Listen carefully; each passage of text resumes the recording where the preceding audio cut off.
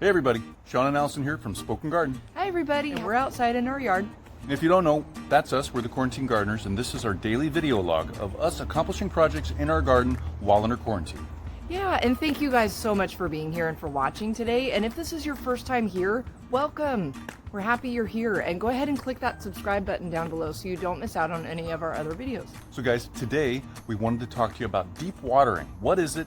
And why you might want to do it. So guys, deep watering is when you water for a prolonged period of time around your plants that are already established in your garden or even your lawn. And what the idea is you want to water for that extended period of time to get the water to go down as deep as it can into the soil so it's available down there for the plants to actually use and get to longer. So you don't have to actually water as many times during a week.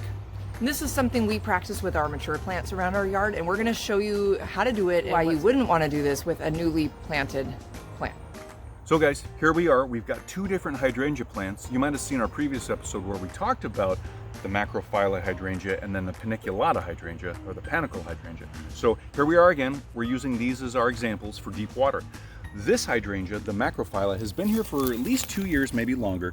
And what's going on is we can deep water around this plant because it has its established roots. It's gone through that at least 1 year establishment period. Those roots should be down into the ground, extended out further than even the digging hole where we planted it at. So guys, in theory, the roots of this plant should be outside the planting hole where we put it, and when we deep water, that water will be available for those extended roots, those grown roots, to access when we don't water for the next 2 to 3 days, even 4 days.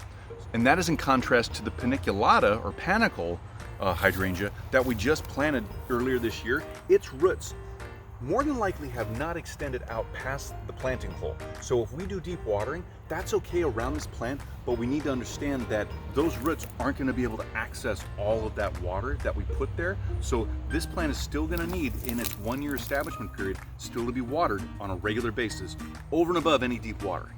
So just keep that in mind. And that's the difference between an established plant and a newly planted plant, and how you want to think about that for deep watering.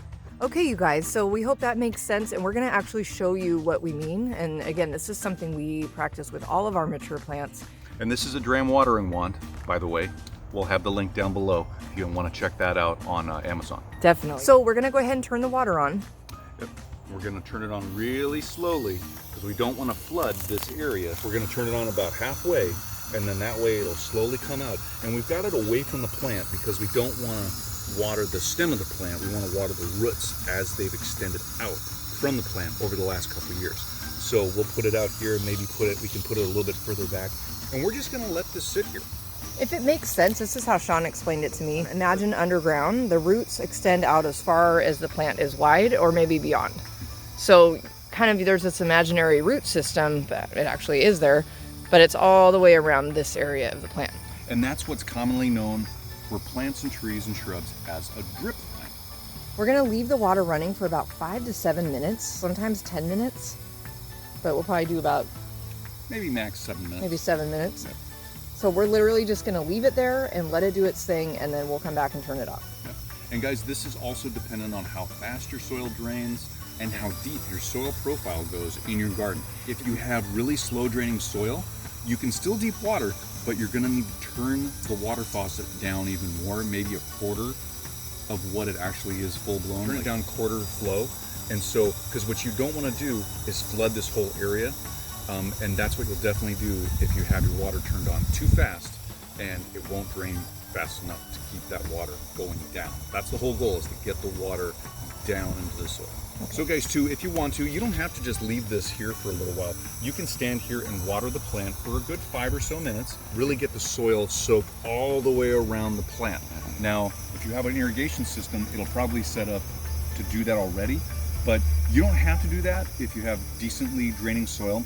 Just set your wand down or set your watering hose down and let it trickle, let it flow about half to a quarter flow, and let it just do its thing in place. So guys, that's the basics of deep watering, and you know, there's a lot of different ways to do a lot of different things, but on the basic level, this is how you get it done.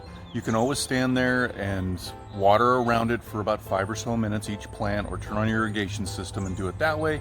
But for us, we just wanted to show you a real easy way to get this done. We hope that was helpful for you. And if you have any more questions about watering or deep watering in particular, go ahead and comment down below and let us know. Yep, we love hearing from you guys. Also, hit that thumbs up button, let us know we're doing a good job, and subscribe to our channel so you get updates on our latest videos. And that's a wrap for today. We'll be back tomorrow with another new project. So have a great day ahead, and we'll see you tomorrow. Yep, have a good day, everybody. Bye, you guys. Bye-bye.